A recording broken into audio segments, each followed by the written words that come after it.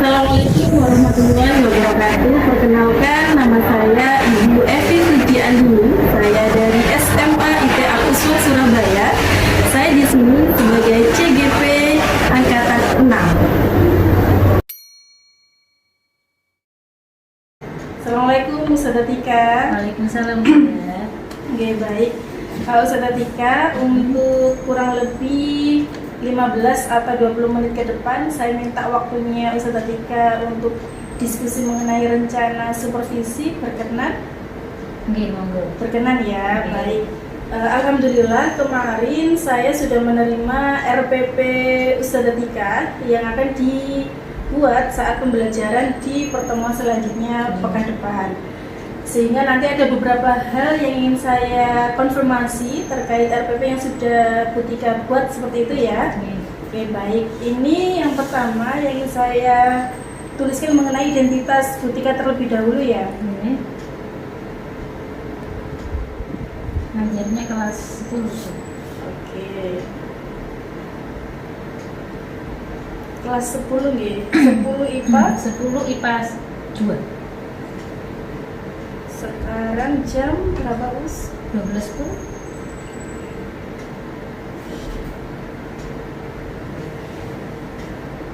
Baik. Yang pertama, Ustazah Tika yang ingin saya tanyakan mengenai tujuan pembelajaran yang Ustazah Tika rencanakan. Mungkin bisa dijelaskan terlebih dahulu Ustazah Tika mengenai tujuan-tujuan yang panjenengan akan tuliskan atau ucapkan. Tujuan untuk pembelajaran di pertemuan selanjutnya gitu. Betul ya. Jadi begini saja, untuk materi yang akan saya ajarkan di pertemuan selanjutnya ini adalah materi Indeplante kelas 10. Oke. Subtemanya, submaterinya adalah peran tumbuhan dalam kehidupan sehari-hari. Nah, karena di pertemuan pekan depan adalah pertemuan terakhir, jadi di sini saya di pertemuan selanjutnya ini pembelajarannya di kelas, ya, pembelajarannya di kelas dengan tujuan adalah mencapai pengetahuan, mencapai pengetahuan terkait dengan peran tumbuhan dalam kehidupan sehari-hari. Dan nanti ketika sudah selesai pembelajaran, saya juga akan memberikan penugasan ke siswa, yang mana penugasan ini berkaitan dengan KI 4, ya, keterampilan.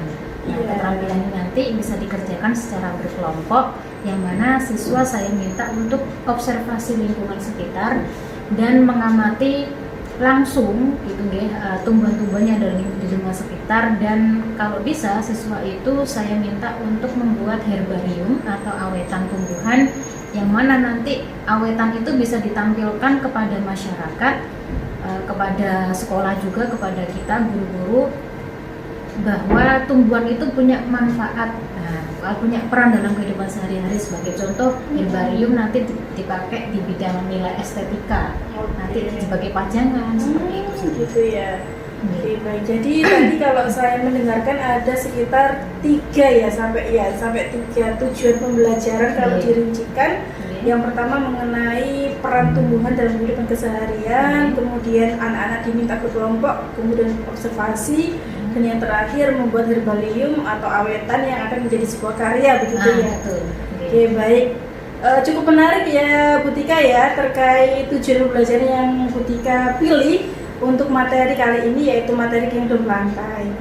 Dari 3 tujuan atau tujuan yang sudah Bu Tika jelaskan tadi, mungkin area pengembangan yang hendak Bu Tika capai itu di poin apa? Misal area pengembangannya yang pengen saya pengen hendak dicapai siswa itu dari segi pengetahuan ya, pengetahuan.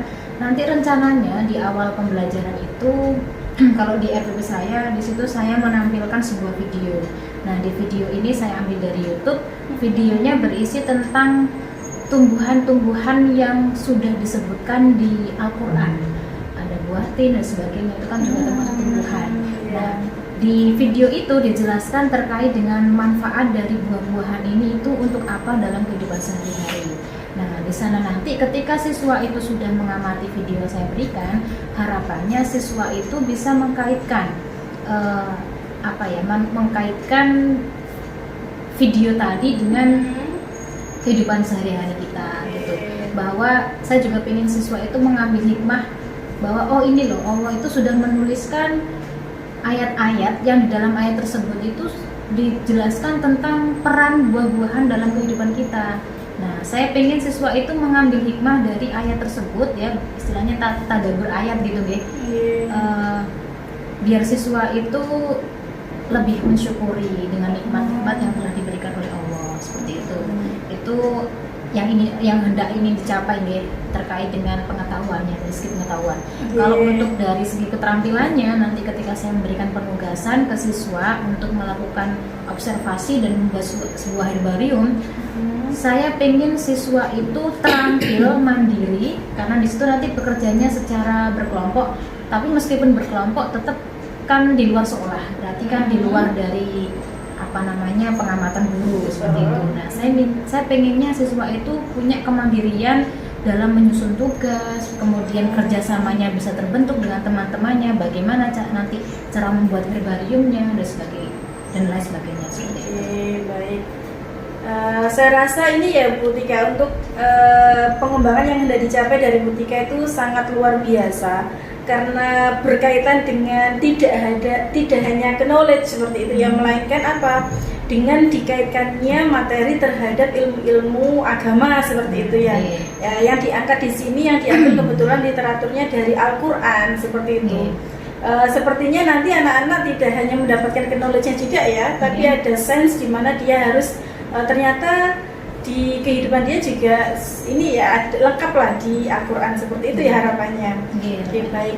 Dan yang terakhir ini cukup menarik bagi saya, yaitu terhadap keterampilan anak-anak, kemandirian, bahkan kerjasama terhadap anggota kelompok gitu ya. Baik. Dari pengembangan hendak yang dicapai kan cukup bagus ya, sangat luar biasa. Otomatis kan harus ada strategi nih Bu Tika. Nah, kira-kira strategi yang dipersiapkan Ustazah Tika untuk tujuannya terwujud, kemudian pengembangan yang harus dicapai itu juga terwujud. Nah, mungkin strategi apa nih yang akan digunakan? Kalau strategi dalam mengajar, yang pertama, agar apa yang saya sampaikan itu bisa melekat ke siswa, tentunya saya harus mempersiapkan mempersiapkan yang pertama tadi kayak membuat RPP, ini kan juga termasuk strategi, yang mana ketika membuat RPP ini kan tidak serta-merta mengajar seperti itu, tapi juga ada metode yang saya gunakan gitu. Dan dalam pembelajaran ini saya menggunakan metode pembelajaran ADLX yang sesuai dengan JSIT. Kemudian setelah membuat RPP dan mengkaitkan apa yang saya ajarkan dengan Al-Quran, kemudian saya juga mencari banyak literatur terlebih dahulu. Jadi kalau misalkan saya menayangkan video tapi saya belum membaca secara aslinya ayat-ayat tersebut, tentunya kan juga khawatirnya ada miss, karena video juga dibuat oleh manusia gitu kan. Nah, kemudian yang selanjutnya saya juga harus membuat istilahnya itu kayak pemantauan. Jadi nanti kayak ada lembar observasi penilaian ketika siswa itu mau melakukan kerja praktik di luar, otomatis saya harus memberikan bimbingan, apakah siswa ini yang dilakukan siswa ini betul atau salah. Itu nanti akan saya buatkan seperti kertas bimbingan seperti itu saja. Untuk melihat sejauh mana pekerjaannya mereka seperti itu. Karena nanti kalau membuat awetan herbarium ini, saya rencananya ngasih waktunya, karena ini berupa produk nih, rencananya saya ngasih waktu sekitar 1 bulan untuk mengerjakan ini. Jadi kalau 1 bulan tidak dipantau, otomatis nanti anak-anak akan miss gitu, akan lupa. Jadi ya itu, setiap pertemuan pembelajaran, kebetulan kalau biologi kan 2 kali pertemuan dalam sepekan. Nah, nanti setiap pekan itu akan saya ingatkan terus, saya pantau dalam kelompoknya seperti itu, sampai mana pekerjaan kami. Baik, sangat lengkap ya ini Bu Tika ya, ketika yang Bu Tika sampaikan strategi ada dari prepare, persiapan sebelum pelaksanaan pembelajaran, kemudian modul yang digunakan juga cukup menarik ya, ini ADLX dari JSIT, kemudian ada tahapan terakhir yaitu sebuah asesmen dengan cara adanya lembar pemantauan seperti itu ya Bu Tika. Oke, baik. Mungkin sebelum kita akhiri, ada yang ingin disampaikan dulu Bu Tika atau sudah cukup kira-kira? Cukup ya, karena belum mengajar, jadi belum tahu bagaimana kendalanya nanti ke depannya. Siap ya. Semoga berjalan dengan lancar ya Bu Tika. Amin. Pembelajarannya sesuai dengan tujuan yang direncanakan, kemudian pengembangan yang hendak dicapai juga terwujud. Strategi yang digunakan ini merupakan strategi yang sudah lengkap, komplit, sehingga pastinya akan terwujud gitu nih Bu Tika. Baik, terima kasih atas waktunya Ustazah Tika. Mohon maaf jika mungkin mengganggu aktivitas hari ini, dan sampai jumpa di pertemuan saat pembelajaran insya Allah hari Selasa ya. Hari Selasa setelah dulu. Oke, Selasa setelah dulu. Baik, terima kasih. Assalamualaikum warahmatullahi wabarakatuh. Waalaikumsalam warahmatullahi wabarakatuh. Assalamualaikum warahmatullahi wabarakatuh. Waalaikumsalam warahmatullahi wabarakatuh. Baik, waktunya biologi ya. Ya. Silakan. Paketnya dikeluarkan, buku tugasnya dikumpulkan di saya. Ya. Yuk, silakan. Buku paketnya. Ada yang nggak bawa? Semuanya bawa? Bawa. Baik, sebelumnya kita sudah latihan soal ya. Latihan soal terkait dengan Kingdom Plante ya. Nah, namun di latihan soal kemarin ada bahasan yang belum kita singgung di kelas ya. Bahasan apa? Banyak. Apa yang belum kita singgung? Sebelumnya kita sudah belajar apa aja? Bumi. Enggak, maksudnya Kingdom Plante kita sudah belajar apa aja?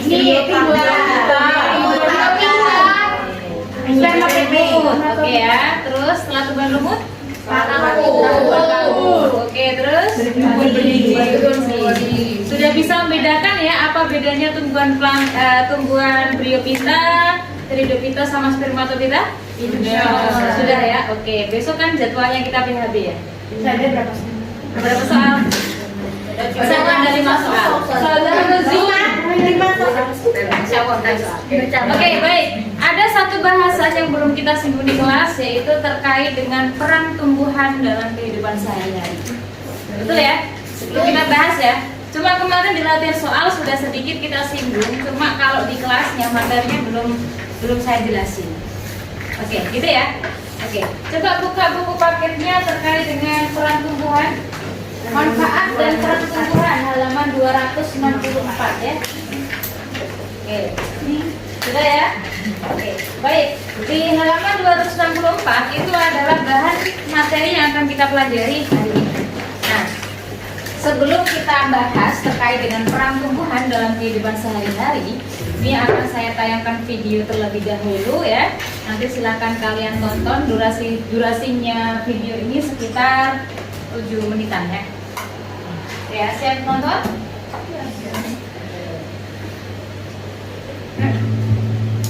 Mas?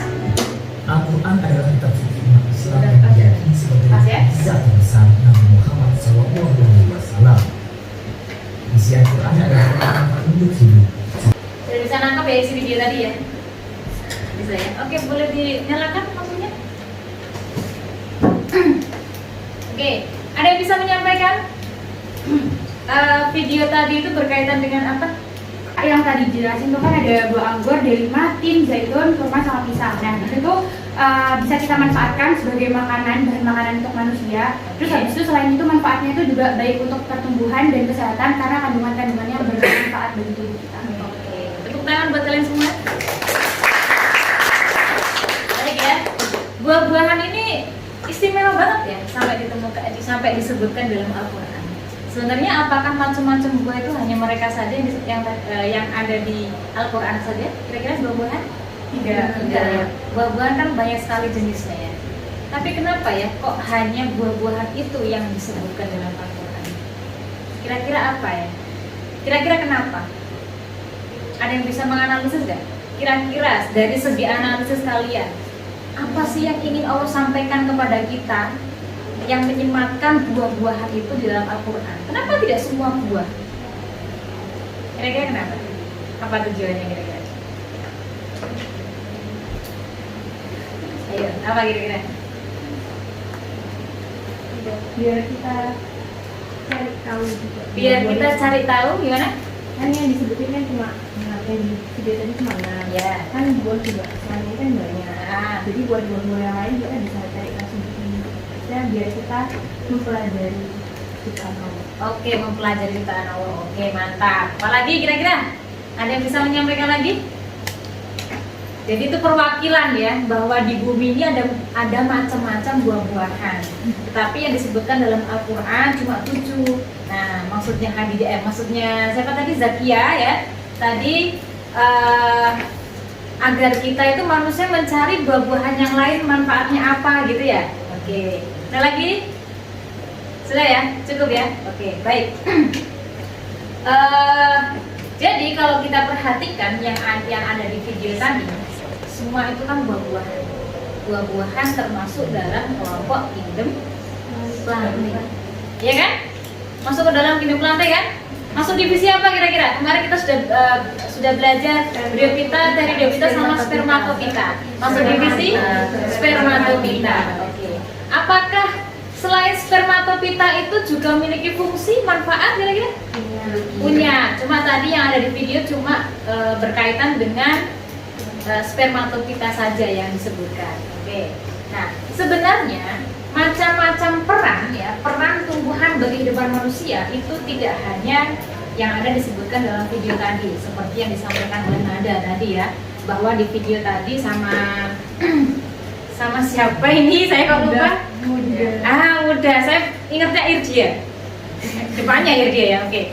Muda. Katanya Muda sama Nada tadi, isi video tadi membicarakan tentang khasiat ya, manfaat, kemudian apalagi buah-buahan atau tumbuhan itu bisa dikonsumsi. Nah, apakah tumbuhan itu hanya digunakan sebagai bahan konsumsi saja atau bahan obat-obatan saja kira-kira? Nah, enggak, pastinya ada banyak fungsinya ya, ada banyak perannya ya. Nah, setelah ini akan saya berikan ini ya, lembar kerja. Ini nanti dikerjakan secara berkelompok saja, pas ini dua-dua berpasangan ya. Nanti ya di sini kalian saya minta untuk menuliskan ya, mencari peran-peran tumbuhan dalam kehidupan kita sehari-hari ya. Di sini saya tuliskan ada peran ekologis, peran sosial, dan peran ekonomi. Nah, contohnya peran ekologis, tumbuhan itu secara ekologis bisa dipakai apa? Ekologis itu nama lainnya adalah lingkungan. Nah, gitu. Kemudian peran sosial. Nah, peran sosial ini kira-kira buah-buahan itu bisa berperan dalam kehidupan manusia, dalam kehidupan bersosial itu untuk apa? Dan yang terakhir adalah peran ekonomi. Nah, secara ekonomi ini kira-kira berkaitan dengan apa ya? Nah, jual beli dan sebagainya. Itu ya. Sampai sini sudah dipahami? Oke. Ini isiannya cuma singkat ya. Jadi jangan lama-lama, 5 menit insya Allah cukup ya. Cukup. Nah, di halaman 264 itu adalah literatur yang kalian baca. Nanti bisa dituliskan di sini. Kan bekerja secara berkelompok, jadi bisa kan ya? 5 menit saja cukup ya. Oke, saya bagian ya. Bisa ke belakang. Yang sudah selesai mengisi semua katakan? Yang sudah selesai mengisi semua. Oke. Baik. Yang nomor 1 ya, di situ peran ekologis dari tumbuhan. Ada yang bisa menyampaikan? Oke, silakan Hadidah. Peran ekologis tumbuhan salah satunya beberapa ya ini, sebagai pabrik oksigen, sebagai produsen pada rantai makanan, itu sebagai penyerap karbon dioksida. Oke. Yang pertama tadi sebagai penyedia oksigen. Betul ya, itu fungsi ekologis ya? Iya. Penyedia oksigen. Betul ya?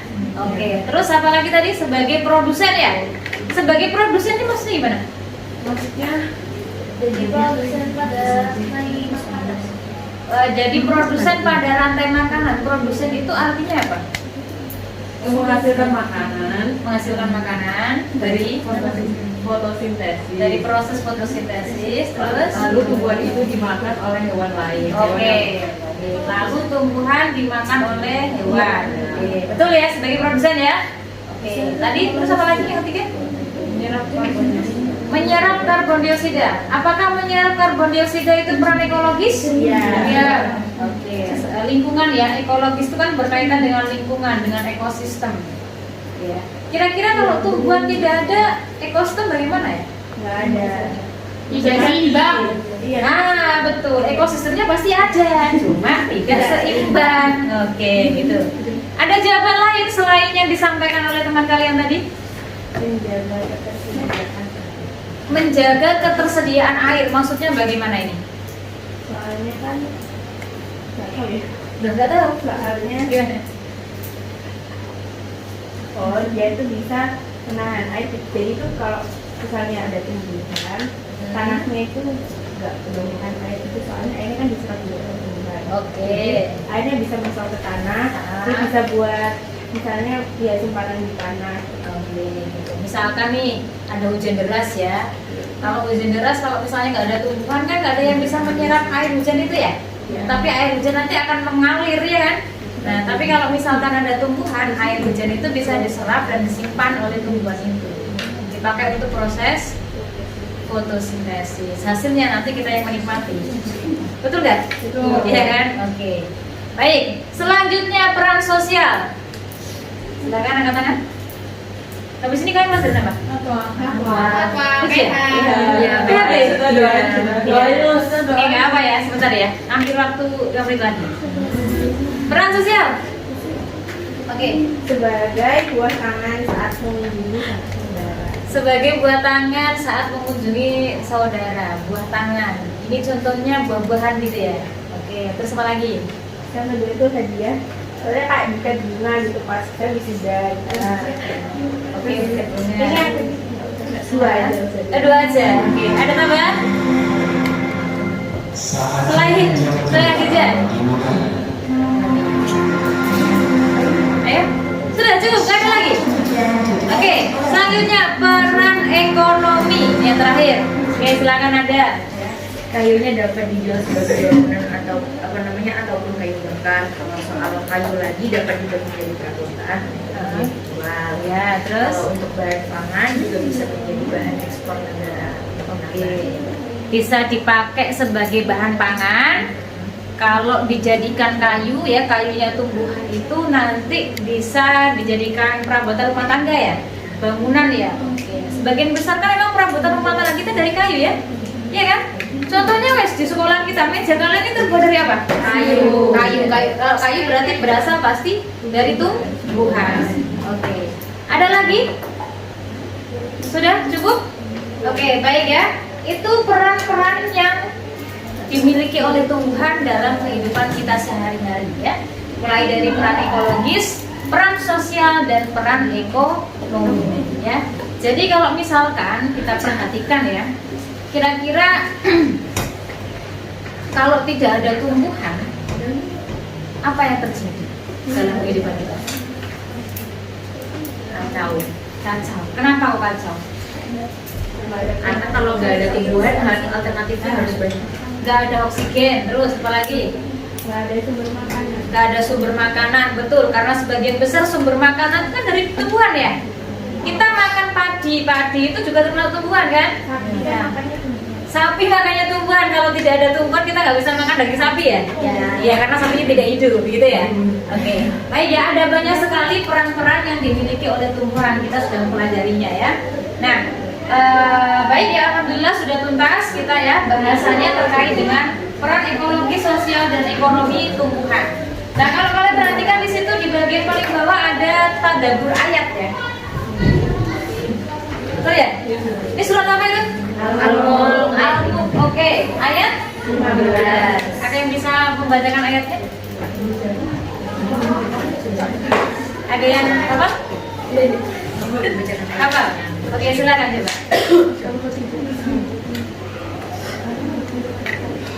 Ayat 15. Coba dibacakan.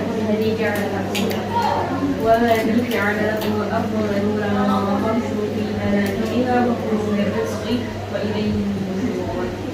Coba dibacakan artinya nih lah. Dialah yang menjadikan bumi untuk kamu yang menjadi jalan maka jadilah di dalam hidupnya dan makanlah sebagian dari istrinya dan hanya padanya lah yang kembali Oke.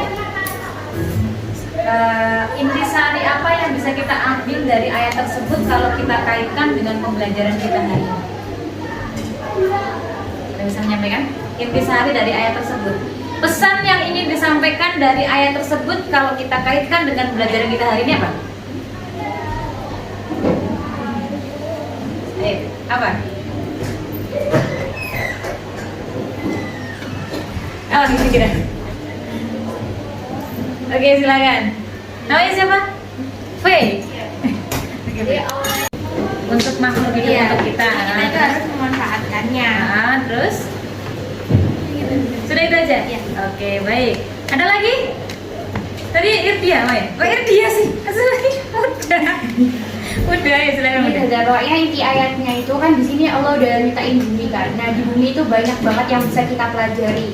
Salah satunya tadi kan tentang pantai atau tumbuhan. Nah tumbuhan ini kan juga di sini kan dijelasin kayak jelajadilah. Berarti itu dalam makna mungkin dipelajari. Terus habis itu juga diambil manfaatnya. Kayak kalau contohnya di sini tuh makanlah sebagian dari rezekinya. Yang maksudnya kayak tumbuhan-tumbuhan tadi yang tadi udah kita sebutin itu kan banyak banget manfaatnya. Jadi kayak bisa dimakan makanan atau yang lain-lain gitu. Masya Allah, luar biasa ya. Tepuk tangan buat Oke, baik ya. Betul sekali yang disampaikan oleh teman kalian ya. Jadi inti saya dari ayat tersebut adalah Allah menciptakan apa yang ada di bumi buat kita jelajahi, buat kita pelajari, buat kita manfaatkan ya. Contohnya tadi tumbuhan bisa kita makan, yang nantinya kalau bisa kita makan, kalau dalam kehidupan sehari-hari kita, kalau kita tidak makan, apa kita bisa hidup dengan tenang? Tidak, nggak bisa ya. Kita kan pasti kelaparan, lemes ya kan? Kalau kita lemes, apakah aktivitas kita bisa lancar? Nah, nggak lancar. Nah, oleh sebab itu, maka hal apa yang perlu kita lakukan kalau misalkan kita sudah diberi sesuatu yang luar biasa seperti itu oleh Allah? Bersyukur. Oke, yang pertama bersyukur. Dengan cara apa kita bersyukurnya? Beribadah yang benar. Beribadah yang benar. Contohnya beribadah yang benar gimana? Maksudnya kalau misalnya dapat nikmat itu nggak boros. Oke, dapat nikmat gak boros. Oke, terus Habis itu dapat nikmat sehat, belajar yang benar. belajar yang benar ya. Oke, terus ya, satu lagi. Oh, habis itu apa ya? Sudah itu aja. Ya. Gimana kenalan bagaimana? Ya kalau misalnya dapat nikmat tadi harus dimanfaatkan dengan baik. Ya gitu ya. Itu cara-cara bersyukur menurut teman kalian tadi ya. Nah, mungkin kalian juga punya cara tersendiri ya. Masing-masing dari kalian punya cara tersendiri dalam hal bersyukur. Oke, sudah ya. Cukup itu yang kita pelajari di pembelajaran hari ini ya. Untuk next pertemuan pekan besok ya, hari besok ya. Oke, besok jadwalnya kita PHB. Nah, PHB ini materinya mulai dari awal ya, beliau kita dari Davita sama Sperwanto kita. Nah, mulai dari struktur, ciri dan pembedanya apa, dan yang terakhir berkaitan dengan peran tumbuhan dalam kehidupan kita sehari-hari. Oke, sebelum kita tutup pembelajaran kita hari ini, mohon nanti latihan soalnya masih ada yang belum kita bahas ya, bisa dipelajari lagi untuk persiapan PHB kita. Nah nanti lagi ya, kemarin sudah saya sampaikan ya terkait dengan tugas proyek kalian untuk membuat herbarium. Nah bagaimana progresnya? 1%. Sudah namanya. Sudah nemu namanya. Saya sudah dipunyaikan tanamannya. Nanti udah ditindih buku-buku. Ya. Nah terus yang kekutuk. Jadi jelas itu gimana? Kalau kita Ya nanti berarti bikin lagi ya. Mohon nanti ya setiap yang kalian lakukan kalian laporkan ke saya ya. Jadi kalau misalkan ada kerusakan atau apa, mohon nanti disampaikan ke saya biar nanti saya juga mungkin ya ngasih sedikit solusi ya buat kalian semuanya. Gitu ya. Sudah ada yang ditanyakan? Tidak ada. Baik, kita akhiri. Terima kasih. Wassalamualaikum warahmatullahi wabarakatuh. Waalaikumsalam warahmatullahi wabarakatuh. Terima kasih Ustazah atas ilmunya. Sama-sama.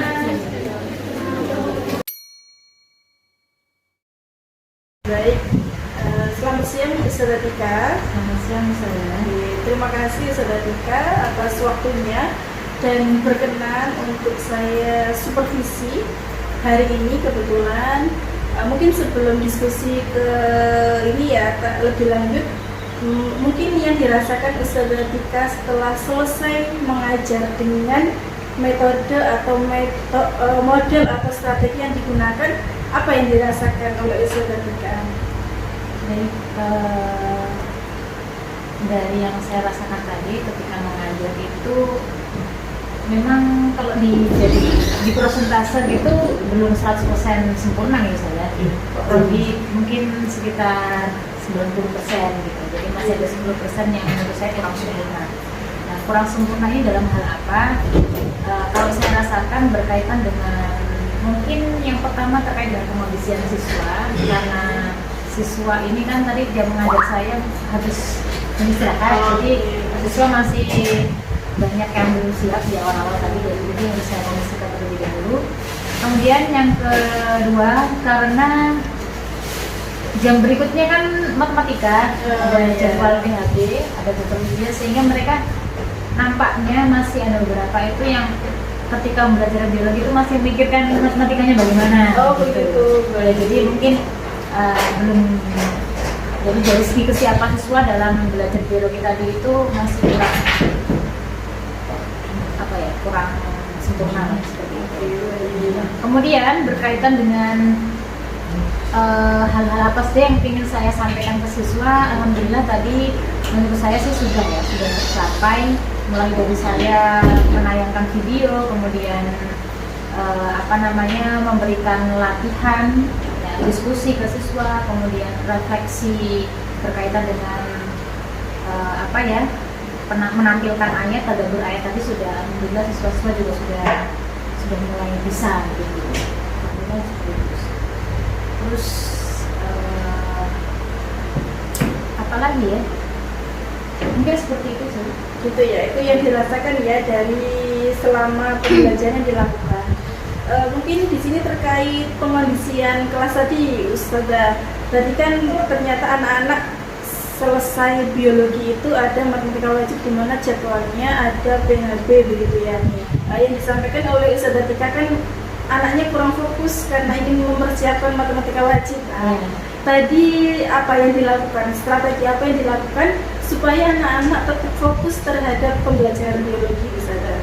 Nah itu tadi kalau misalkan tadi kan anak-anak memang nggak terlihat secara langsung gitu saja kalau mereka itu sedang mempersiapkan untuk belajar matematika wajib, namun strategi yang bisa saya lakukan agar mengembalikan fokus siswa lagi itu yang melalui kegiatan diskusi tadi. Jadi kalau misalkan saya kasih penugasan ke mereka, penugasan secara berkelompok, otomatis kan mereka mengerjakan apa yang saya minta gitu.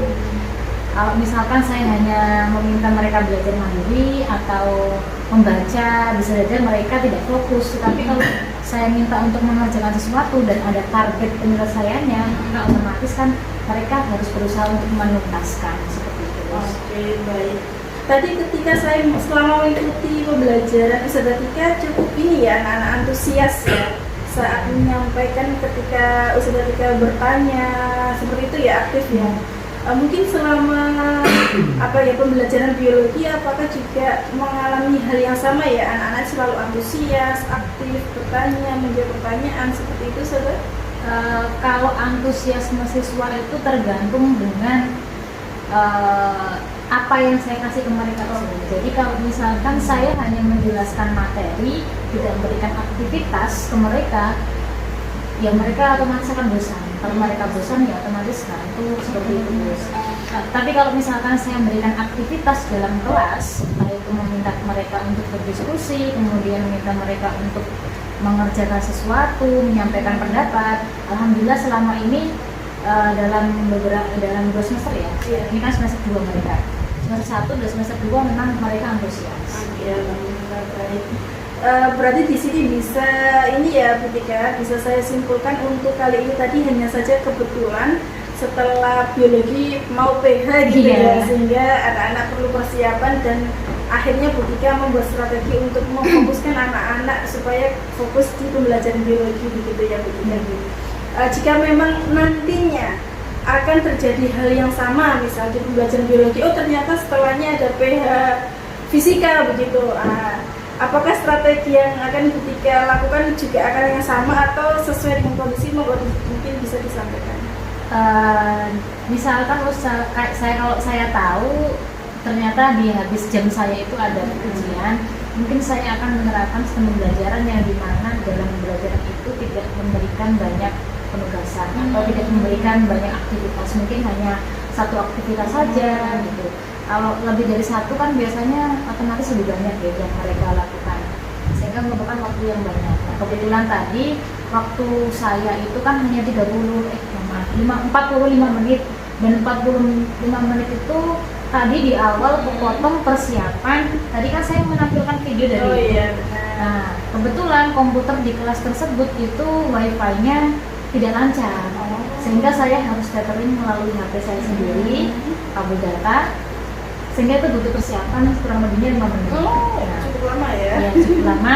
Kemudian apalagi tadi pengkondisian. Nah, pengkondisian ini kalau siswanya belum siap, nah, itu kan otomatis ya minimal membutuhkan waktu sekitar 10 menit ingin menanyakan bagaimana kondisinya mereka seperti itu. Jadi ya cukup lama. Nah, jadi mungkin di pembelajaran kedepannya saya harus melihat waktu kalau saya memberikan aktivitas ke siswa. Jadi, Oke, baik. Kembali ke ini Bu, sebenarnya terkait yang akan dicapai ya di diskusi pas pra observasi gitu. Apakah tadi ketika proses pembelajaran, kalau yang pra observasi kan ketika pengen anak-anak itu terampil, mandiri, kemudian kerjasama antar kelompok dalam mengerjakan LKTD. Apakah tadi sudah muncul saat pembelajaran itu seketika? kalau untuk keterampilan berdiskusi, kemudian bekerja kelompok, tadi sudah nampak sih, sudah terlihat dari mereka sudah aktif berdiskusi karena ada target yang harus mereka kerjakan, jadi otomatis mereka harus aktif. Nah, kebetulan tadi berkelompoknya kan berdua-dua. Kalau berkelompok cuma berdua itu biasanya komunikasinya kan lebih intens, lebih bagus daripada berkelompok banyak siswa yang biasanya akan ada silih pendapat gitu, beda pendapat yang lebih banyak. Kalau hanya berdua itu kan pendapatnya cuma perbedaannya biasanya lebih sedikit, jadi mereka langsung bisa nulis. Iya, iya. Berarti kalau di sini saya bisa garis bawahi kendalanya tadi di teknis aja ya. Nah, Ya, di teknis. kebetulan kelasnya itu tidak menggunakan USB melainkan WiFi, sehingga panjenengan harus tethering dan sebagainya begitu ya. Sehingga rencana tindak lanjut Ustazah Tika ini di kelas yang sama ya kondisinya, di pembelajaran biologi selanjutnya misal, supaya tidak makan waktu di hal teknis, mungkin rencana tindak lanjut yang akan Ustazah Tika lakukan apa ini? Mungkin kalau misalkan saya ada waktu lebih di jam pembelajaran sebelumnya, misalkan nih dalam satu pekan itu kan ada 2 pertemuan terus. Yang satunya itu pertemuannya 90 menit, yang pertemuan kedua cuma 45 menit. Nah, mungkin sebelum saya kayak tadi menayangkan video, alangkah lebih baiknya itu saya sudah menyiapkan video itu di pertemuan sebelumnya, mulai dari mendownload terlebih dahulu. Nah, mendownload video tersebut kemudian saya simpan di komputernya. Jadi ketika menayangkan video itu kan saya tidak perlu koneksi internet, tapi langsung dari komputer tersebut. Kemudian biasanya kendala lagi itu di penayangan PowerPoint. Ya, materi PowerPoint itu kan biasanya saya simpan di drive. Nah, untuk mempersingkat waktu, berarti saya juga harus istilahnya kayak tadi mendownload PowerPoint tersebut sebelum hari H saya sampaikan.